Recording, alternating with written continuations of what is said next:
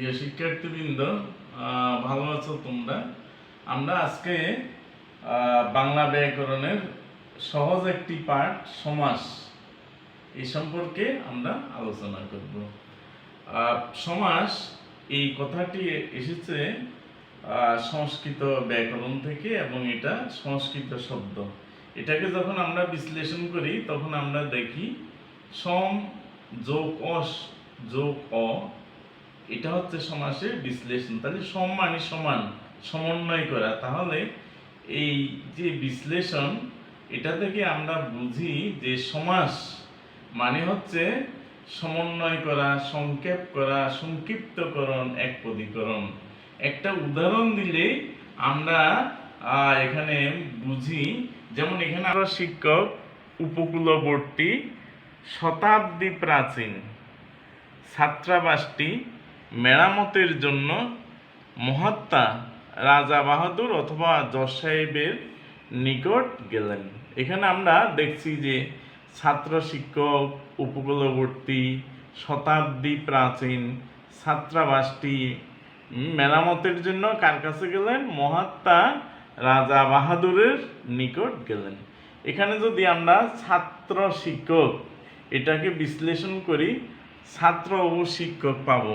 উপকূলবর্তী, যদি এটাকে আমরা উপকূল, অর্থাৎ এটাকে আমরা বিশ্লেষণ করলে পাই উপকূল অর্থাৎ কূলের সমীপে। যেমন আমরা যদি এখানে লিখি, যেমন উপকূল, উপকূল, তাহলে এটাকে বিশ্লেষণ করলে আমরা পাই কূলের সমীপে। যেমন আমরা যদি শতাব্দী এটাকে বিশ্লেষণ করি, শত অব্দের সমাহার।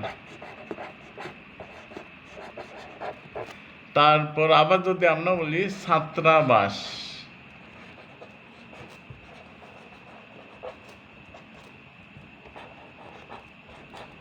ছাত্রদের নিমিত্ত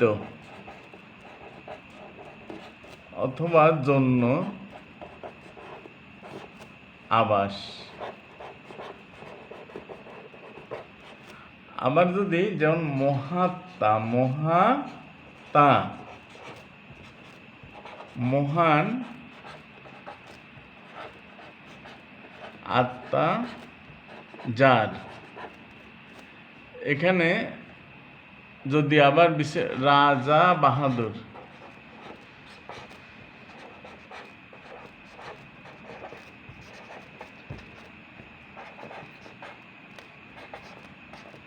যিনি রাজা তিনি বাহাদুর।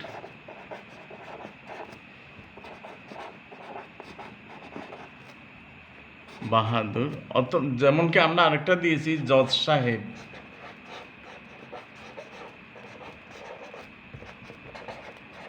যিনি জজ তিনি সাহেব।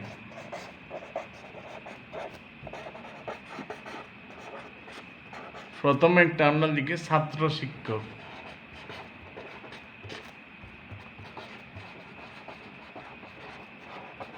এটাকে বিশ্লেষণ করলে হবে ছাত্র ও শিক্ষক।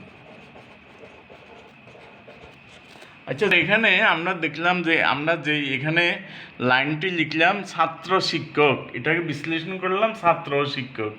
উপকূল, কূলের সমীপে। শতাব্দী, শতাব্দের সমাহার। ছাত্রাবাস, ছাত্রদের নিমিত্ত আবাস। মহাত্মা, মহান আত্মা যার। রাজা বাহাদুর, যিনি রাজা তিনিই বাহাদুর। জজ সাহেব, যিনি জজ তিনি সাহেব। এখানে যদি আমরা এখানে বলি ছাত্র ও শিক্ষক, ছাত্র ও শিক্ষক কূলের সমীপে বর্তী, শত বছরের সমাহার, প্রাচীন ছাত্রদের নিমিত্ত আবাস, মেরামতের জন্য মহান আত্মা যার। রাজা, যিনি রাজা তিনি বাহাদুর, যিনি জজ তিনি সাহেবের নিকট গেলেন। তাহলে কি বাক্যটা সুন্দর হচ্ছে? বাক্যটা সুন্দর হচ্ছে না। আর এই যে বড় বাক্যটা আমরা লিখলাম, কুলের সমীপে উপকূল, শত অব্দের সমাহার শতাব্দী। তাহলে এখানে আমরা দেখলাম একটা বড় বাক্যকে সংক্ষিপ্ত করলো। এখানে সবগুলো বড় বাক্য ওগুলোকে সংক্ষিপ্ত করলো। এই যে সংক্ষিপ্ত করার পদ্ধতি, এটাকে আমরা বলি সমাস। সুতরাং সমাস বলতে আমরা বুঝি সংক্ষিপ্তকরণ। আমাদের বাংলা ব্যাকরণে যে এক কথায় প্রকাশ আছে, অনেকটা এক কথা প্রকাশও সমাসের এই অন্তর্ভুক্ত। সুতরাং আমরা বলবো সমাস বলতে আমরা কি বুঝি? সমাস বলতে আমরা বুঝি সংক্ষিপ্তকরণ। সংক্ষিপ্তকরণ। আর কি বলতে পারি দেখি, কে বলতে পারবে? একপদীকরণ। আমরা যেমন শতাব্দী, অনেকগুলো পদ আছে এখানে, একটা পদে আমরা নিলাম, এই জন্য আমরা বলি একপদীকরণ। আবার আমরা দেখতে পাচ্ছি পদগুলো এখানে সুন্দরভাবে মিলিত হয়েছে, সেজন্য এটাকে আমরা একপদীকরণও বলতে পারি, মিলকরণও বলতে পারি। হ্যাঁ, মিলকরণ। কিসের মিল করে? পদের মিল করে, পদের মিল করায়। তাহলে আমরা দেখছি কি সমাসে কি, সমাসের কাজ কি? সংক্ষিপ্ত করা, একপদী করা এবং মিলন ঘটানো। সুতরাং আমাদের বাংলা সাহিত্যে আমরা দেখছি একটি বড় বাক্যকে সংক্ষিপ্ত করার জন্য, একটি বড় বাক্যকে একপদী করার জন্য এবং মিল করার জন্য, বাক্যকে সুন্দর করার জন্য সমাসের ভূমিকাটা হচ্ছে অপরিহার্য। সুতরাং আমরা কি বলবো? সমাস কাকে বলতে পারি? যে আমরা এখানে দেখতে পাচ্ছি যে একপদীকরণটাই হচ্ছে, এখানে আমরা দেখছি পরস্পর অর্থসঙ্গতি বিশিষ্ট। এখানে সবগুলোর অর্থের মিল থাকতে হবে। পরস্পর অর্থসঙ্গতি বিশিষ্ট দুই বা ততোধিক পদকে একপদীকরণের নাম হলো সমাস। তাহলে আমরা লিখতে পারি পরস্পর অর্থসঙ্গতি বিশিষ্ট, পরস্পর অর্থ সঙ্গতি বিশিষ্ট, সঙ্গতি বিশিষ্ট দুই বা ততোধিক পদকে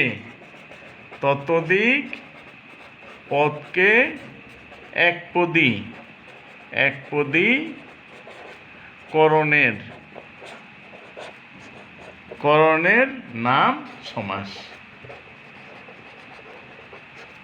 আর এই যে দুই বা ততোধিক পদকে এক পদে পরিণত করলো, এই যে এক পদে শতাব্দী, এটাকে আমরা বলি সমাসবদ্ধ পদ। সমাসবদ্ধ পদ।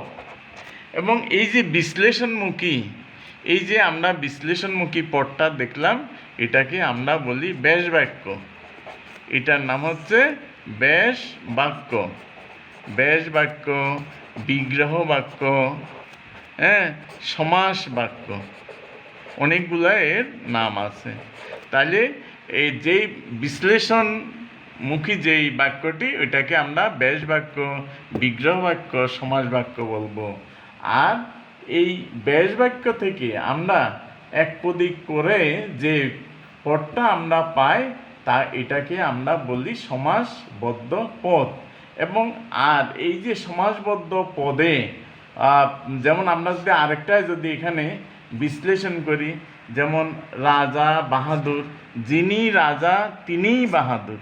এখানে আমরা দেখতে পাচ্ছি রাজা, যিনি রাজা তিনিই বাহাদুর।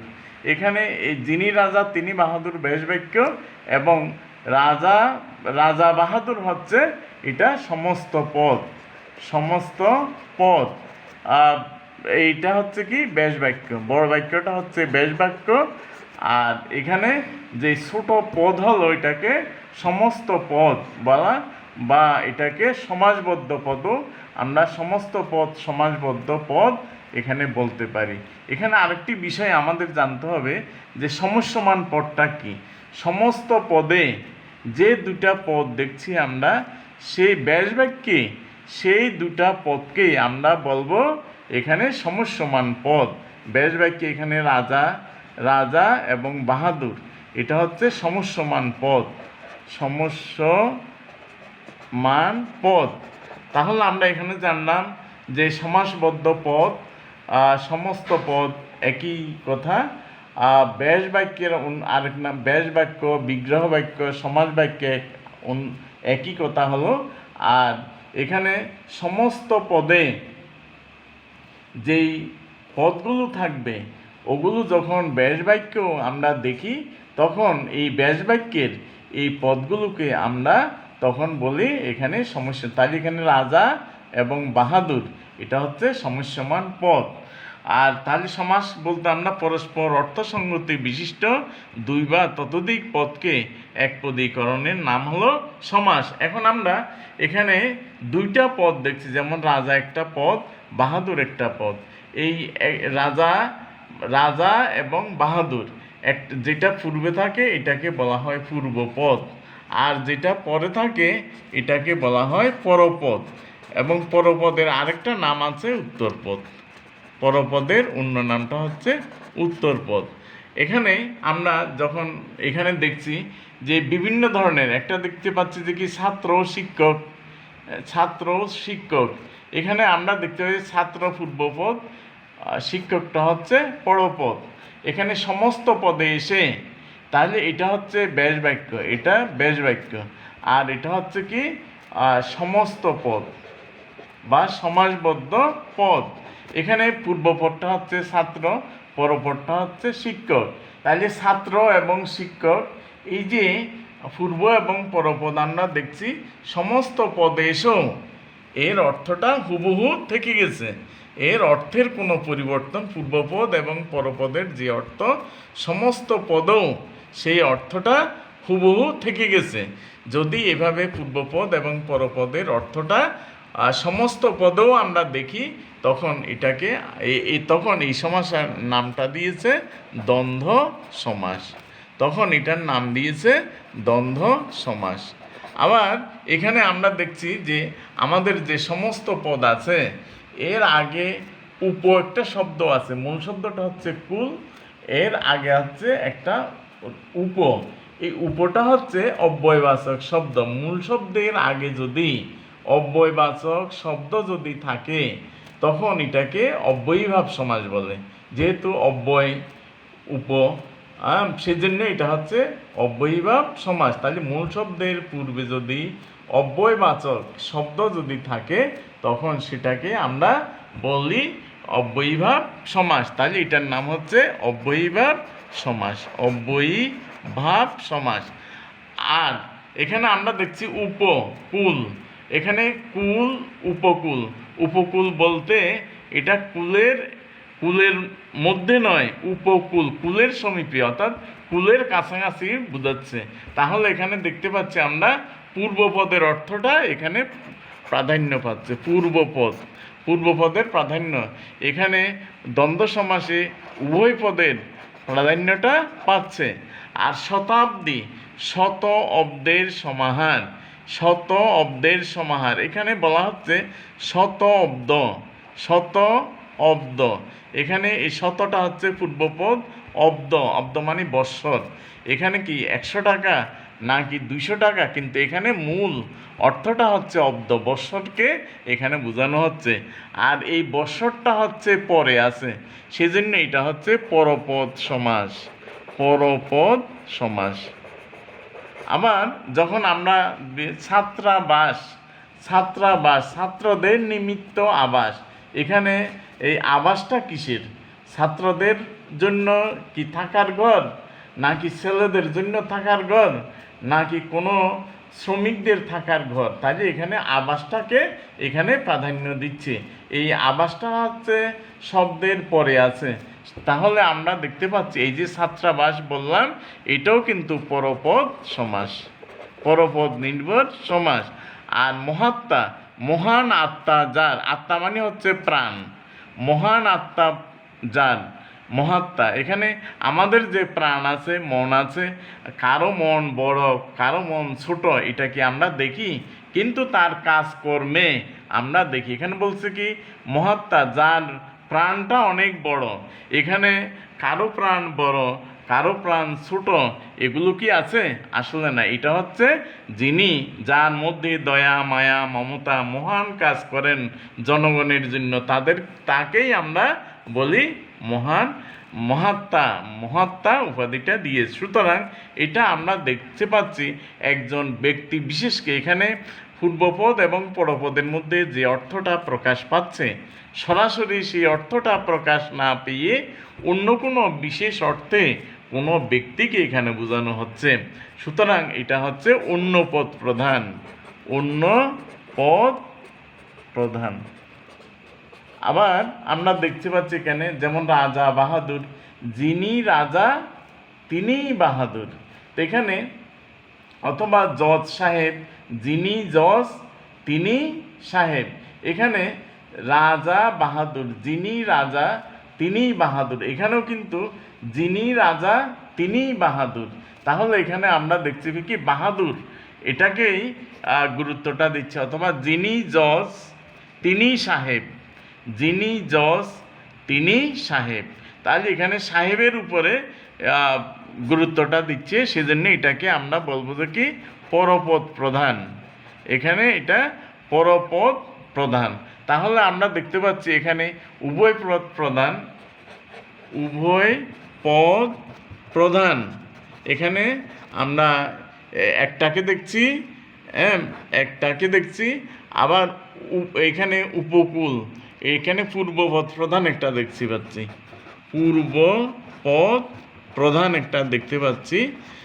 উভয় পদ প্রধান দেখতে পাচ্ছি একটা, পূর্বপদ প্রধান দেখতে পাচ্ছি একটা, পরপদ প্রধান কয়টা দেখি, এবার দেখি।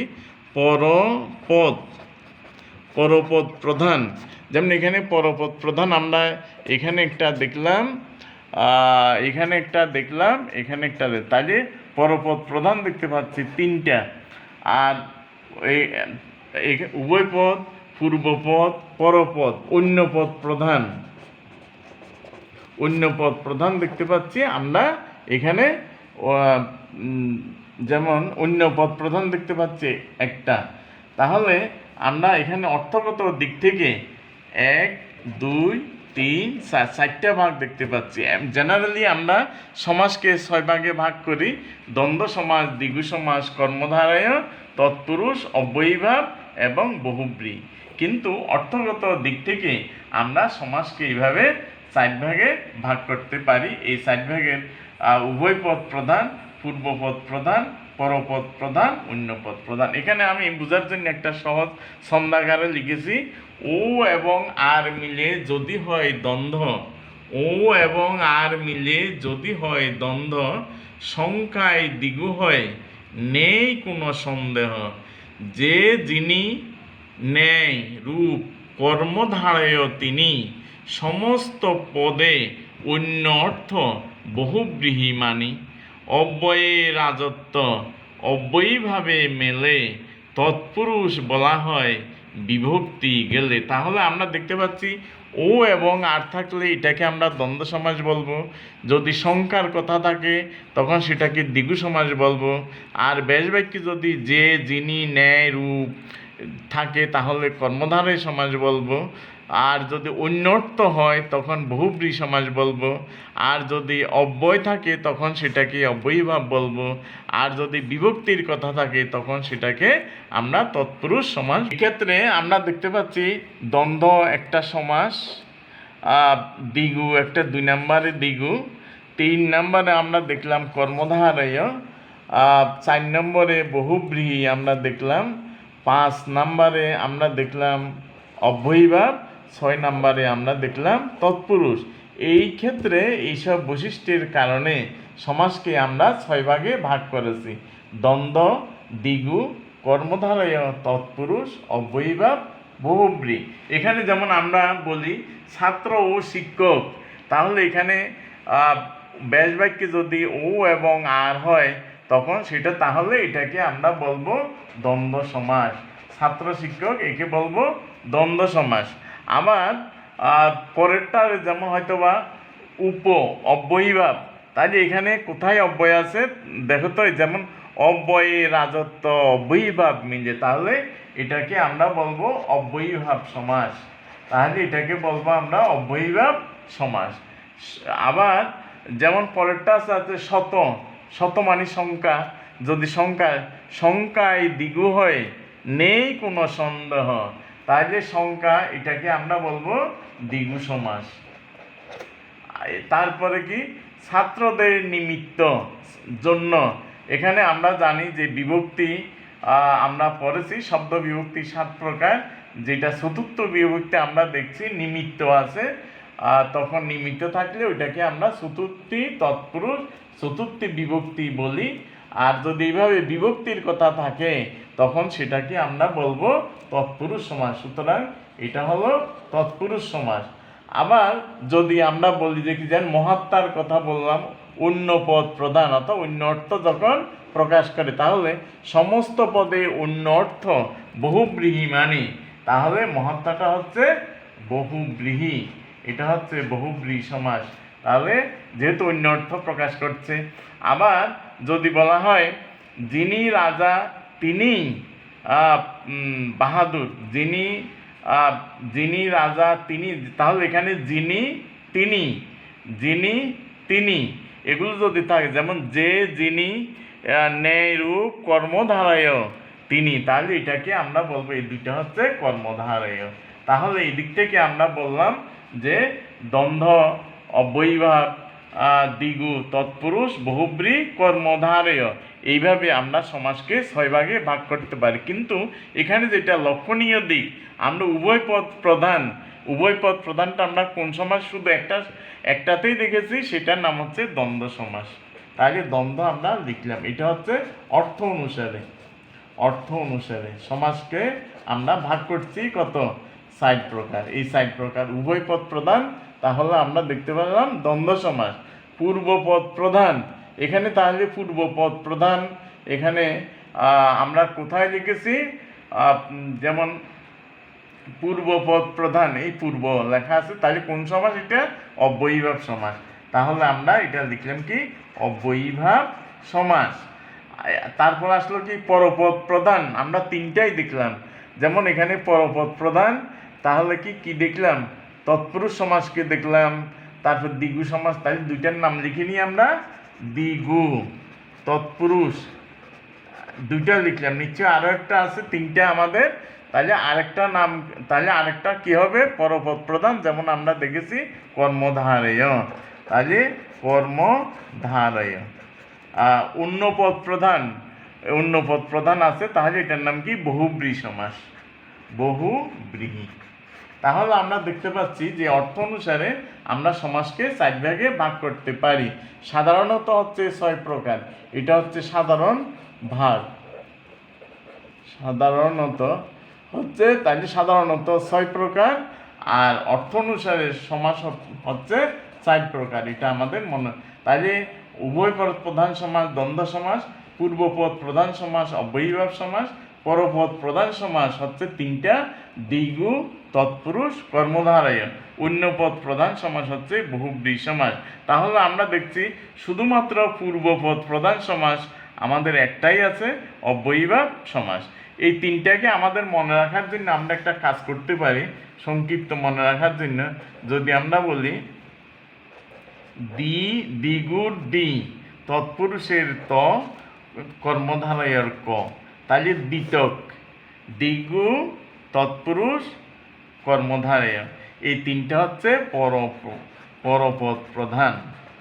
তাহলে দ্বিতক বললে আমরা মনে রাখতে পারবো এই 3টা, দ্বিগু, তৎপুরুষ, কর্মধারয় হচ্ছে পরপদ প্রধান, অন্য পদ প্রধান বহুব্রীহি, পূর্বপদ প্রধান অব্যয়ীভাব, উভয় পদ প্রধান হচ্ছে দ্বন্দ্ব সমাস। তোমাদেরকে ধন্যবাদ জানাই, নিশ্চয়ই তোমরা বুঝেছো সমাস সাধারণত 6 প্রকার এবং মূলত বা অর্থ অনুসারে 4 প্রকার। এগুলো পরীক্ষায় দেয়, অর্থ অনুসারে বা মূলত কয় প্রকার, অর্থ বা মূলত, এভাবে প্রশ্নটা দেয়, এটা মনে রাখতে হবে 6 প্রকার। আর এই সূত্রটা, এই সংজ্ঞাকার, এটা মনে রাখলে অনেকটা সমাস নির্ণয়ের ক্ষেত্রে সহজ হবে। আমরা আগামী ক্লাসে দ্বন্দ্ব সমাস থেকে আমরা শুরু করব। মনে হয় বিষয়টা তত একটা কঠিন নয়, সহজ। একটু আমরা যদি মনোযোগ দিই তাহলে সমাস আমরা সহজেই পারবো।